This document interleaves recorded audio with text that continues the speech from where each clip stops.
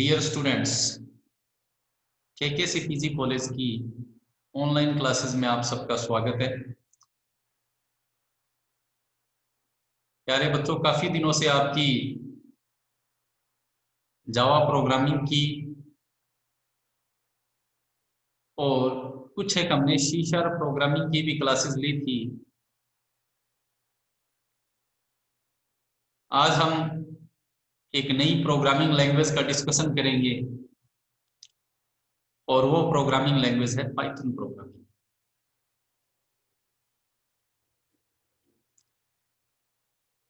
Python programming का craze market में धीरे धीरे बढ़ता जा रहा है। मैं उम्मीद करता हूं कि आप सारी क्लासेस को पूरी शिद्दत के साथ लेंगे और इस लैंग्वेज के अंदर आपको अगर अपना करियर बनाना चाहते हो तो आप क्लासेस के साथ साथ इस लैंग्वेज में और डीप स्टडी के लिए आपको बहुत सारे रिसोर्सेज मिल जाएंगे। मैं आपको बता दूंगा, अगर आप इस लैंग्वेज में अपना करियर बनाना चाहते हो तो बहुत सारे ऑप्शन है मार्केट में आपके लिए। एनीवे, आज हम इस लैंग्वेज का आगाज करने जा रहे हैं। अपने जो फ्रेंड्स जो कि अभी ऑनलाइन नहीं आए हैं उनको भी आप कह दें कि सर की क्लास वो स्टार्ट हो चुकी है। चलिए अब हम स्टार्ट करते हैं Python programming language.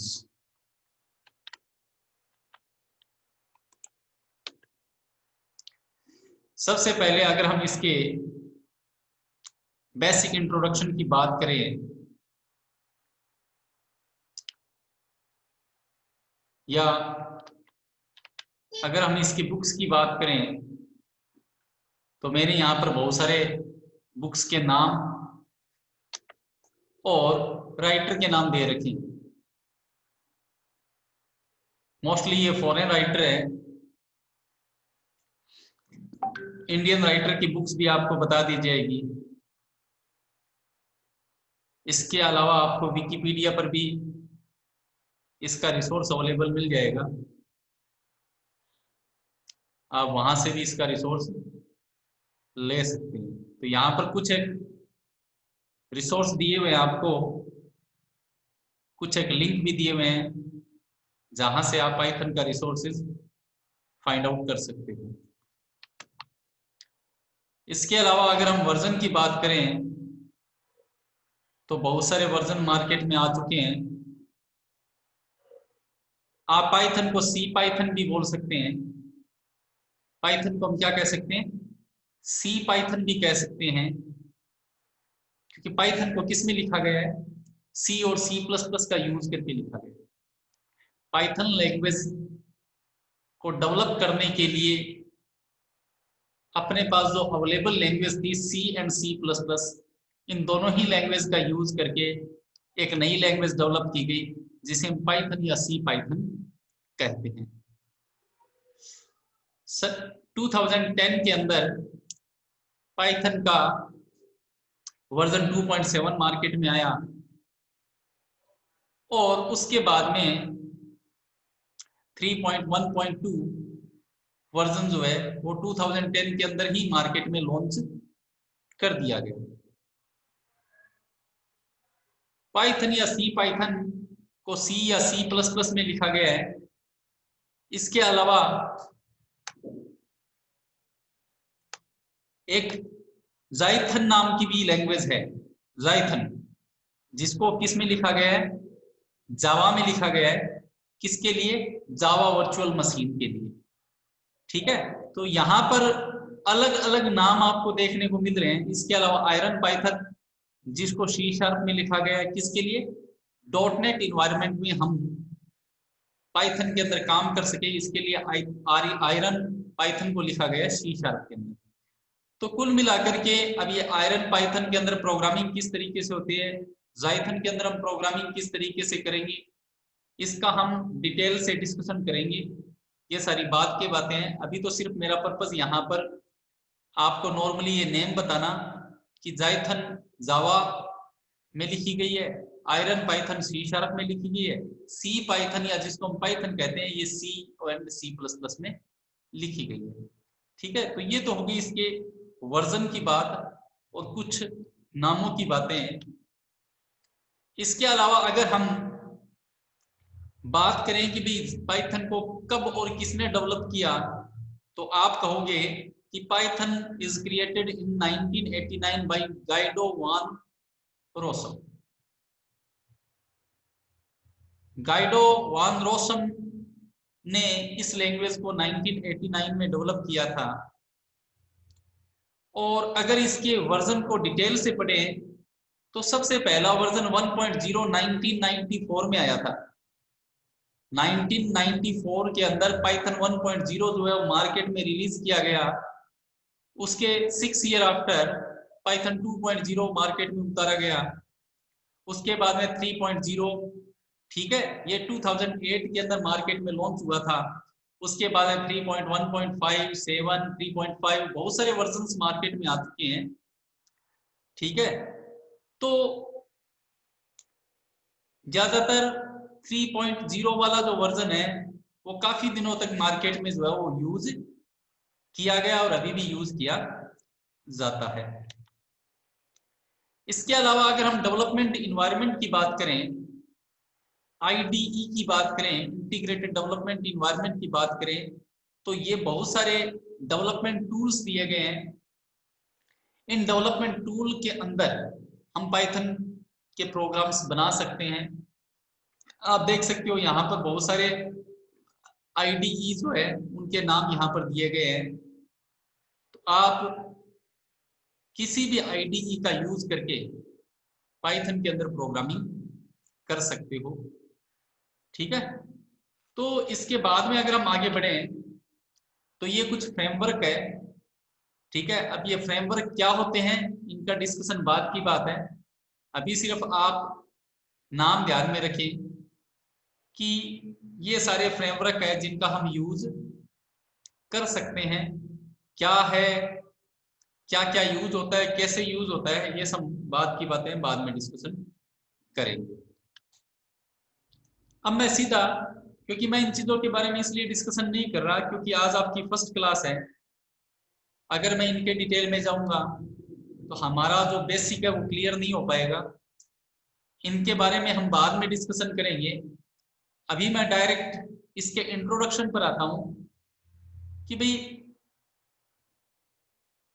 Python language का यूज कहां कहां किया जाता है। तो यहां पर हम बात करें तो पाइथन जो है वो एक मल्टीपर्पज लैंग्वेज है।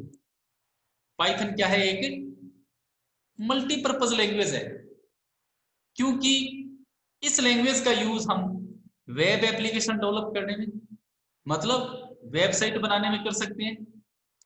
विंडो प्रोग्रामिंग के अंदर इसका यूज किया जा सकता है ना। स्क्रिप्टिंग लैंग्वेज के तौर पर हम इसका यूज कर सकते हैं। इसका मतलब ये हो गया कि पाइथन एक ऐसी लैंग्वेज है जिसका यूज करके हम कंसोल बेस्ड एप्लीकेशन जो सी प्लस प्लस में नॉर्मली हम बनाते हैं इस तरीके के एप्लीकेशन बना सकते हैं।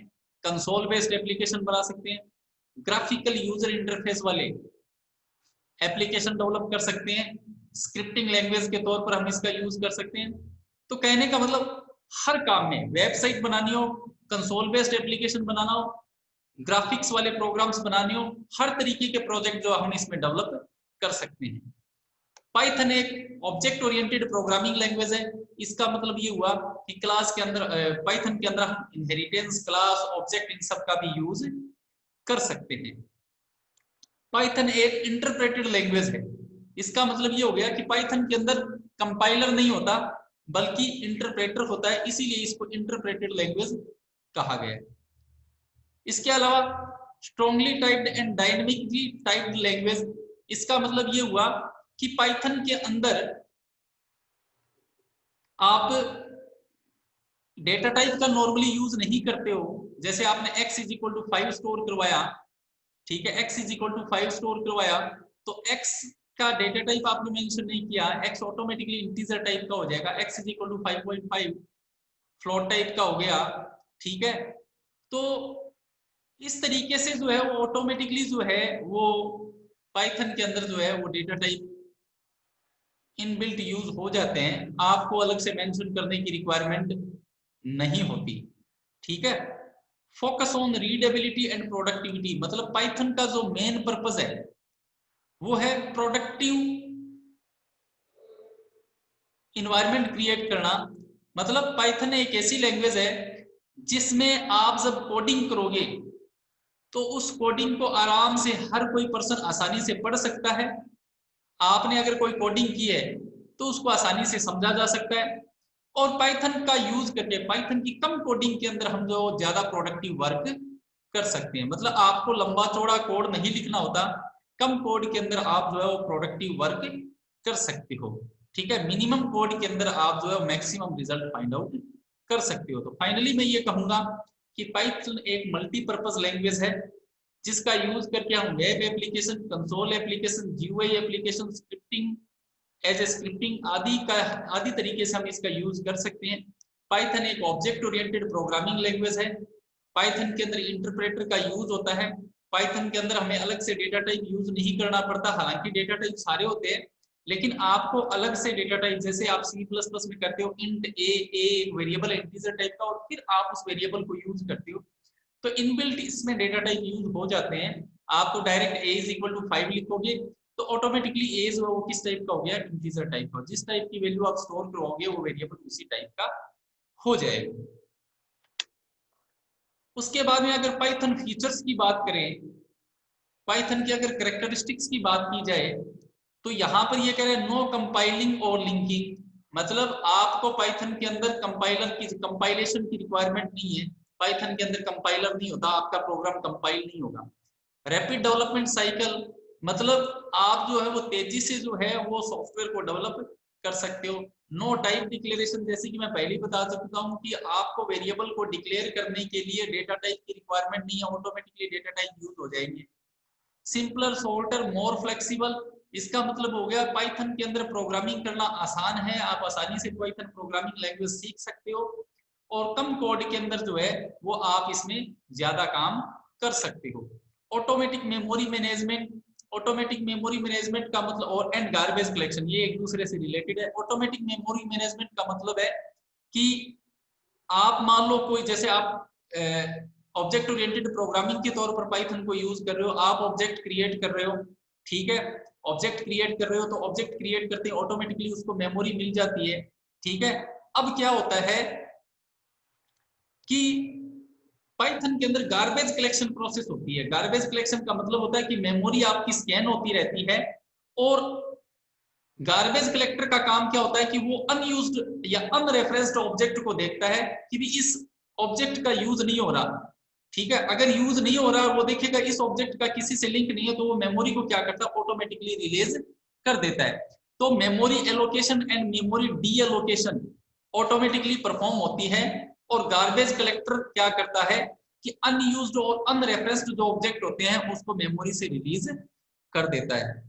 High level data type and operations, मतलब आपने पाइथन के अंदर जितने भी डेटा टाइप है, बहुत सारे आपको डेटा टाइप्स मिलेंगे, आपको नॉर्मल डेटा टाइप भी मिलेंगे, और कुछ ऐसे डेटा टाइप भी मिलेंगे जिनसे हम क्या कर सकते हैं, प्रोडक्टिव वर्क कर सकते हैं, और अन्य लैंग्वेज की बजाय जो है कुछ ऐसे डेटा टाइप भी हमारे पास है जिनका यूज करके हम बढ़िया सॉफ्टवेयर डेवलप कर सकते हैं। इसके अलावा फास्ट डेवलपमेंट, जैसे कि मैं पहले ही बता चुका हूं कि तेजी से हम डेवलपमेंट कर सकते हैं, सॉफ्टवेयर आसानी से और तेजी से डेवलप किया जा सकता है। ऑब्जेक्ट ओरिएंटेड प्रोग्रामिंग लैंग्वेज है, ठीक है। इनहेरिटेंस का C++ की तरह इसमें यूज कर सकते हैं, ठीक है।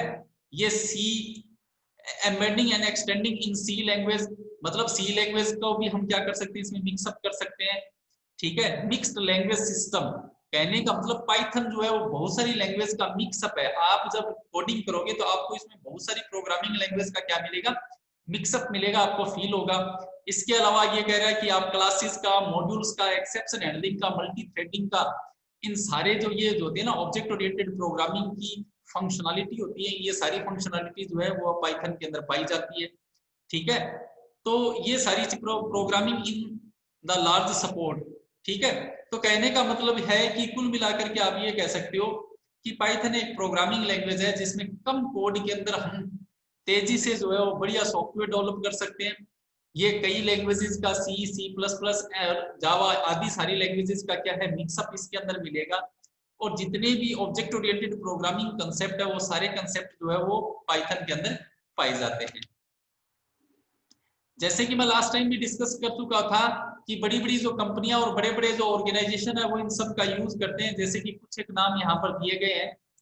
ठीक है, ये कुछ एक नाम यहाँ पर दिए गए हैं और ये सारी जो ऑर्गेनाइजेशन है, ये बड़े बड़े ऑर्गेनाइजेशन है जो क्या करते हैं, पाइथन का यूज करते हैं। अब यहाँ पर बात आती है इंडेंटेशन। इंडेंटेशन, अब क्वेश्चन ये बनता है कि इंडेंटेशन क्या है। तो यहाँ पर सिंपली अगर हम बात करें तो यहाँ पर दिया हुआ है कि mostly language don't care about indentation. ज्यादातर लैंग्वेजेस जो होती है वो इंडेंटेशन की केयर नहीं करती, क्योंकि इंडेंटेशन की वहां पर कोई इंपॉर्टेंस नहीं होती है। ठीक है, अगर बहुत सारी लैंग्वेज के अंदर इंडेंटेशन का यूज किया जाए तो जब कोडिंग करोगे तो कोडिंग आपको कोई दूसरा अगर देखेगा तो उसको व्यवस्थित लगेगी वो कोडिंग, मतलब सिस्टमेटिक तरीके से वो कोडिंग आपको दिखेगी। अगर कोई लैंग्वेज जिसके अंदर इंडेंटेशन की कोई इंपॉर्टेंस नहीं है, अगर कोई इंडेंटेशन का यूज करते हैं तो व्यवस्थित कोडिंग लगती है। ये कह रहे हैं मोस्ट ह्यूमन डू, मोस्टली जो इंसान है वो क्या करते हैं, इंडेंटेशन का यूज करते हैं। अब फॉर एग्जांपल ये कह रहे हैं कि जैसे सपोज करो कि अगर हम सी प्रोग्रामिंग का कोई कोड यूज करें, जैसे सपोज करो आप इफ एल्स का यूज कर रहे हो नॉर्मली, तो देखो आपने यहां पर एक तरीके से जो है वो सी लैंग्वेज का कोड लिखा है। देखो इसने क्या किया, सबसे पहले यहाँ पर इफ स्टेटमेंट यूज किया है। इफ स्टेटमेंट के अंदर एक स्टेटमेंट और दिया है इफ, और वो यहां पर लिया है, और फिर इसके अंदर एक फंक्शन कॉल किया बेज नाम का, और इसके अंदर दो पैरामीटर लिए। तो अब देखो इसमें क्या है, इंडेंटेशन का मतलब यही होता है कि जैसे अब देखो ये इफ देखने से पता चल रहा है कि ये इफ किसके अंदर है, इस इफ के अंदर है, और ये बस नाम का जो फंक्शन है वो किसके अंदर है, इस इफ के अंदर है। तो इस दिस इज कॉल्ड इंडेंटेशन।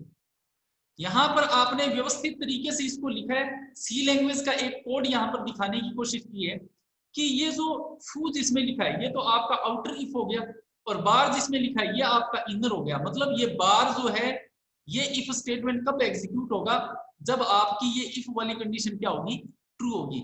ये इफ किसके अंदर है, इसके अंदर है, और ये बस बेज नाम का जो फंक्शन है वो किसके अंदर है, इस इफ के अंदर है। ठीक है, दिस इज कॉल्ड इंडेंटेशन। और अब ये जो एल्स स्टेटमेंट है ये आपने किसके सामने दिया है, एकदम इफ के सामने दिया है, इस इफ के सामने दिया है। इसका मतलब ये जो एल्स स्टेटमेंट है ये किस इफ का एल्स है, ये इसका मतलब अगर ये कंडीशन फॉल्स हो जाती है तब ये एल्स वाला जो स्टेटमेंट है ये एग्जीक्यूट हो जाएगा। This is called indentation. This is called indentation, कि आपने व्यवस्थित तरीके से दिया कि भी इसके अंदर ये है और इसके अंदर ये है। आपने इस तरीके से स्पेस दे करके यहाँ पर बताया कि भाई ये कोड जो है वो इसके अंदर पाया जाता है और ये कोड जो है वो इसके अंदर है। ठीक है, तो इससे क्या होता है कि हमारी क्लियर जो है वो चीज समझ में आ जाती है। बट मोस्टली लैंग्वेज इसकी केयर नहीं करती, क्योंकि उन लैंग्वेज के अंदर इंडेंटेशन की इतनी कोई इंपॉर्टेंस नहीं होती। बट पाइथन एक ऐसी लैंग्वेज है जिसके अंदर इंडेंटेशन, पाइथन लैंग्वेज वो इंडेंटेशन को सपोर्ट करती है, और पाइथन लैंग्वेज के अंदर आपने इंडेंटेशन को फॉलो करना पड़ेगा। मतलब जिस तरीके से मैंने यहाँ पर अभी आपको जो मैंने यहाँ पर आपको ये जो चीजें बताई है, मतलब मैं यहाँ पर जो कोडिंग बता रहा हूँ कि भाई इस तरीके से अपन को यूज करनी चाहिए। ये बार वाला इफ जो है वो इफ टू वाले इफ के अंदर है, और ये बज नाम का जो फंक्शन है वो इस बार वाले इफ के अंदर है। तो ये जो मैंने सिस्टमेटिक यहाँ पर आपको जो कोडिंग लिखी है, this is called indentation. Mostly language के अंदर इसकी इंपॉर्टेंस नहीं होती, इसलिए हम नॉर्मली इस पर गौर नहीं करते। बट पाइथन लैंग्वेज वो इंडेंटेशन को सपोर्ट करती है, आपको इंडेंटेशन को फॉलो करना पड़ेगा। ठीक है, यहाँ पर देखो ये एल्स जो है वो इफ के सामने है, इसका मतलब ये एल्स किसका है, इस इफ का है। मतलब अगर ये कंडीशन फॉल्स हो जाती है तो सीधा एल्स में आएंगे और ये स्टेटमेंट एग्जीक्यूट हो जाएगा। These all are about the indentation. ये बात क्लियर है, यस और नो? ये इंडेंटेशन वैसे मोस्टली काम क्या आता है? मोस्टली यही तो बताने का प्रयास कर रहा हूं कि भाई इंडेंटेशन से अभी देखो इससे क्या समझ में आ रहा है, इससे यहां पर ये देखो सिस्टमेटिक कोडिंग होगी कि भाई ये जो इफ है, ये देखो इफ ये बाहर है और ये इसके अंदर है और ये इसके अंदर है। भाई मेरे कहने का मतलब यहाँ पर क्या है, मेरे कहने का मतलब यहाँ पर ये है कि देखो ये सबसे बाहर है, ये इसके अंदर है और ये इसके अंदर है। इससे यहाँ पर सिस्टमेटिक देख रहा है कि भाई ये बेज नाम का जो फंक्शन है वो किस इफ का है, इस इफ का है, और ये इफ किसके अंदर है, इसके अंदर है। तो कहने का मतलब आपने जो इस तरीके से देखो बाहर इनर फिर इनर, तो इसका मतलब ये हो गया कि बस तो बाहर वाले इफ के अंदर है और बाहर वाला इफ जो है वो इस ट्रू वाले इफ के अंदर है। ठीक है, तो इस तरीके से जो इंडेंटेशन जो है वो बहुत इंपॉर्टेंट रोल निभाता है। अगर आप अन्य लैंग्वेज के अंदर भी इस तरीके से लिखेंगे तो आपकी कोडिंग एकदम सिस्टमेटिक लगेगी, रीडेबल कोडिंग लगेगी। मेन चीज क्या होता है, इंडेंटेशन का यूज क्यों होता है, इंडेंटेशन का यूज इसलिए होता है ताकि आपका जो कोड है वो मोर रीडेबल लगे। एक पीछे पॉइंट लिखा था, क्या लिखा था हमने, यहां पर एक लाइन थी,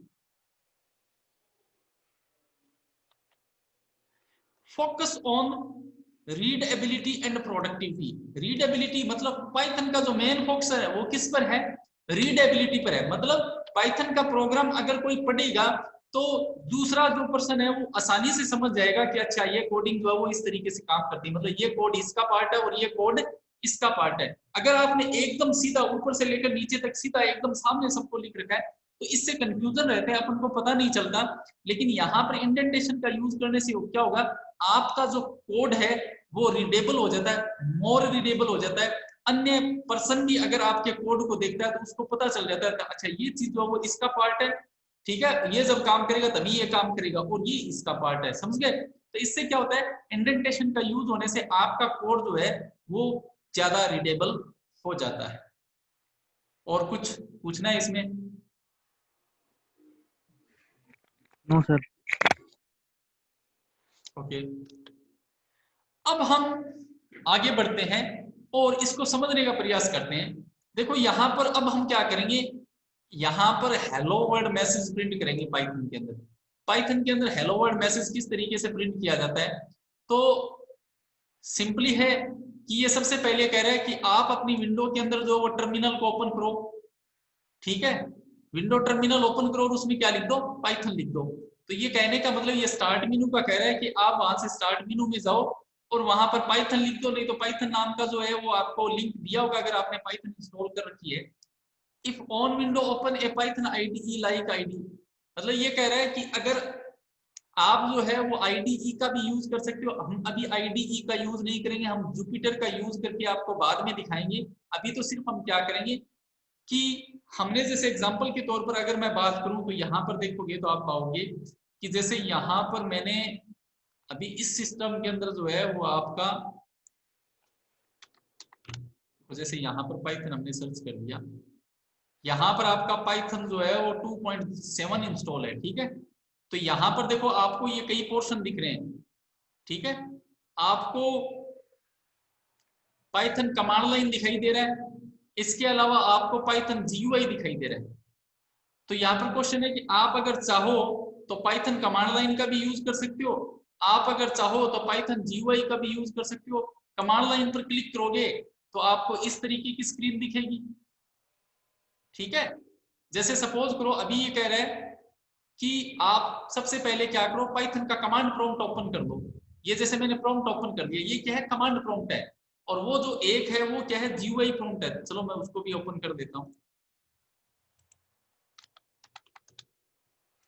ये आपका जीयूआई प्रॉम्प्ट है, मैं दोनों ओपन कर लेता हूं। दोनों सेम वर्क करेगा, एक ग्राफिक्स बेस्ड है और एक क्या है आपका ये कमांड कंसोल बेस्ड है, ये दोनों है, ठीक है। अब ये कह रहा है कि सपोज आपने सबसे पहले क्या किया, जब भी आपको यूज करना है तो आप इस तरीके से क्या करोगे, ओपन कर लोगे। ओपन करने के बाद में ये कब आएगा, जब आपने पाइथन इंस्टॉल कर रखी होगी। अब आपको सपोज करो हेलो वर्ल्ड मैसेज प्रिंट करना है, हेलो वर्ल्ड मैसेज प्रिंट करना है, तो जैसे मैंने कमांड प्रॉम्प्ट में, पाइथन के कमांड प्रॉम्प्ट में लिखा प्रिंट, डबल कोट में लिखा हेलो वर्ल्ड। एक चीज ध्यान रखना कि पाइथन के अंदर सेमीकोलन का यूज नहीं करते, एंटर।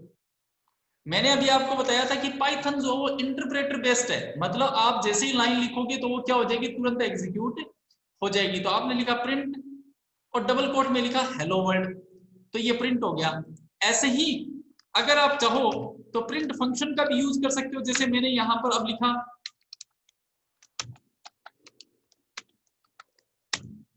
आप देख रहे हो कि आप जो पाइथन के अंदर फ्री हो, आप प्रिंट करने से रिलेटेड प्रिंट स्टेटमेंट का भी यूज कर सकते हो। देखो जैसे कि आपने यहाँ पर यूज किया प्रिंट, डबल कोट में लिख दिया हेलो वर्ल्ड, या फिर आप प्रिंट फंक्शन का भी यूज कर सकते हो, जैसे कि आपने प्रिंट पैरेंथेसिस लगाया, डबल कोट में लिख दिया हेलो वर्ल्ड। तो आप दोनों ही स्टेटमेंट यहाँ पर यूज कर पा रहे हो। अगर मान लो कोई वर्जन ऐसा हो जिसमें अगर प्रिंट स्टेटमेंट या प्रिंट फंक्शन दोनों में से कोई एक यूज करता है, तो आप वो वर्जन पर डिपेंड करेगा कि आप कौन सा वर्जन यूज कर रहे हो। ऐसे ही मान लो, अब देखो मैंने यहाँ पर हेलो वर्ल्ड स्ट्रिंग प्रिंट की है। स्ट्रिंग जो है वो हम सिंगल कोट में भी लिख सकते हैं, जैसे मैंने यहाँ पर लिखा सिंगल कोट में लिख दिया हेलो वर्ल्ड, प्रिंट हो गया। प्रिंट फंक्शन का यूज किया और सिंगल कोट में लिख दिया हेलो वर्ल्ड। तो आप देख रहे हो कि आप जो है पाइथन के अंदर स्ट्रिंग जो है वो सिंगल कोट में भी ले सकते हो और डबल कोट में भी ले सकते हो। और अगर हम जीयूआई बेस्ड की बात करें तो ये भी सेम काम करेगा, जैसे प्रिंट हेलो वर्ल्ड, या आपका हेलो वर्ल्ड प्रिंट हो गया। या प्रिंट मेथड का यूज करूं, मैं फंक्शन का यूज करूं, डबल कोट ले लो चाहे सिंगल कोट ले लो, ये हेलो वर्ल्ड है, सिंगल कोट में भी लेकर देख लो चाहे।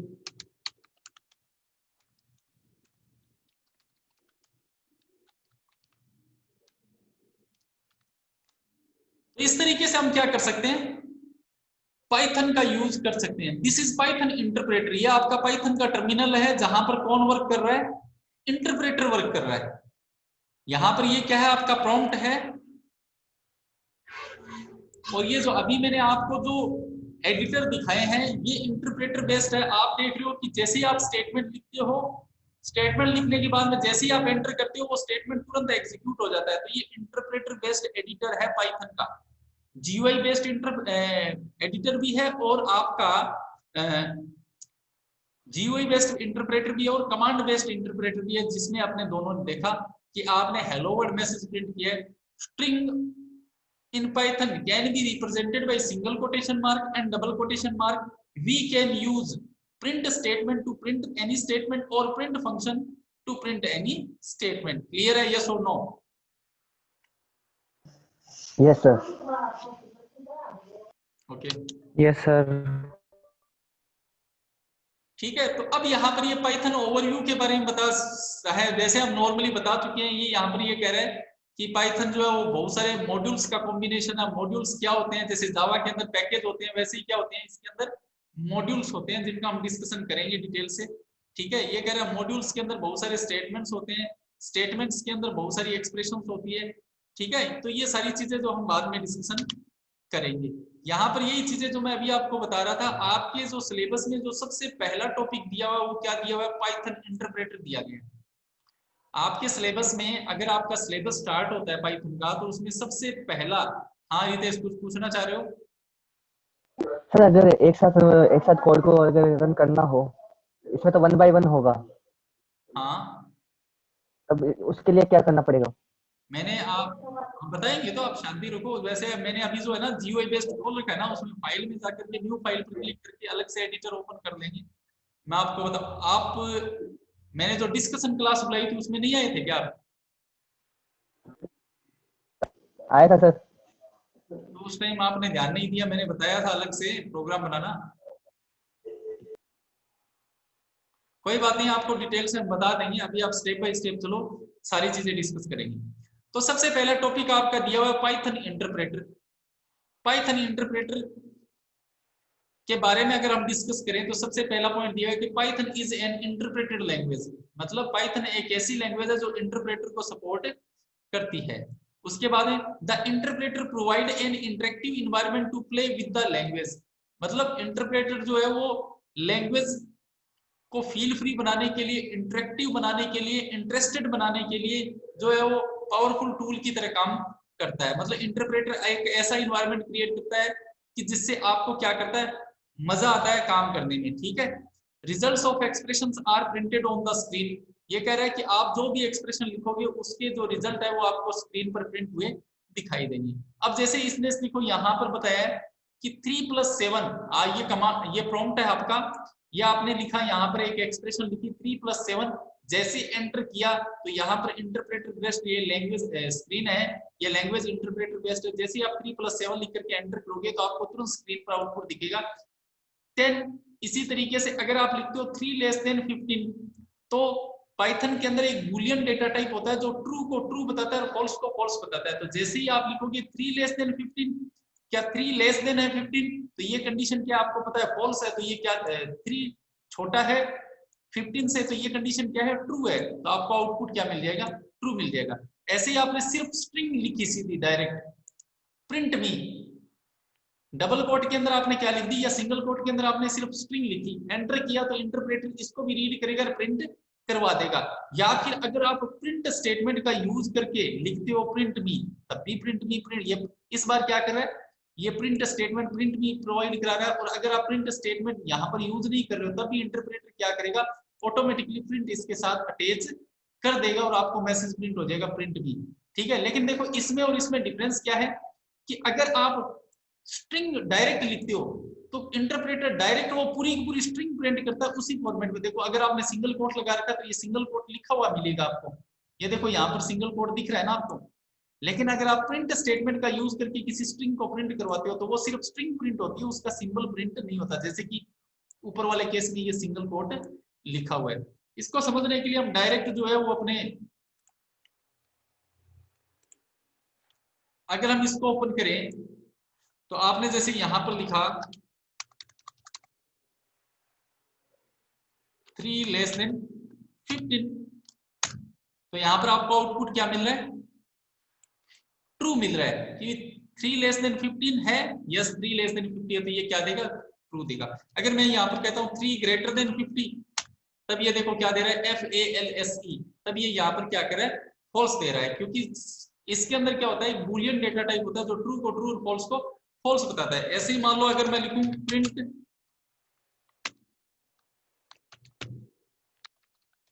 हेलो वर्ड, तो देखो हेलो वर्ड प्रिंट हो गया सीधा, लेकिन उसका सिंबल, स्ट्रिंग का सिंबल प्रिंट नहीं हुआ। लेकिन अगर मैं मान लो यहाँ पर लिखता हूँ सिंगल कोट,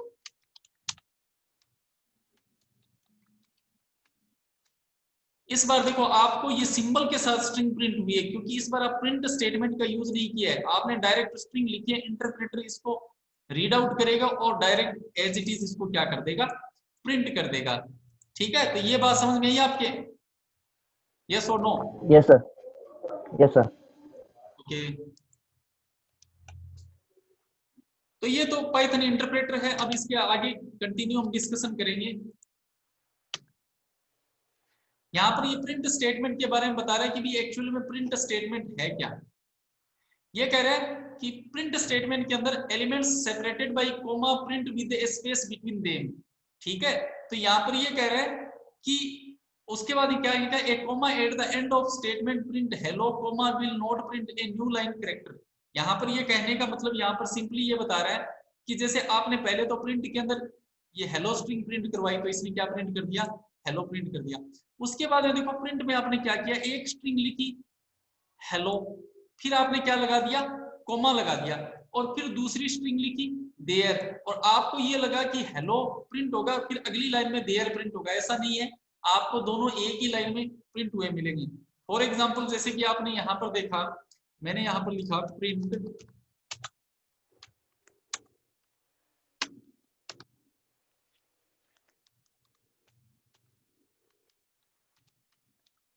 हेलो कोमा और फिर वर्ड, एंटर किया, तो आप देख रहे हो कि आपको कोमा आप लगा सकते हो, आप क्या कर सकते हो, कोमा लगा सकते हो। ये अलग स्ट्रिंग है, ये अलग स्ट्रिंग है, बीच में कोमा लगा दिया, आपको ये लगा अलग अलग लाइन में प्रिंट होगी, लेकिन ऐसा नहीं होगा, दोनों आपको एक ही लाइन में मिलेंगे।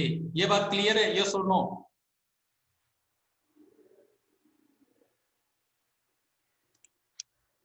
यस और नो? जल्दी यस बोलो। Sir, yes sir, yes sir.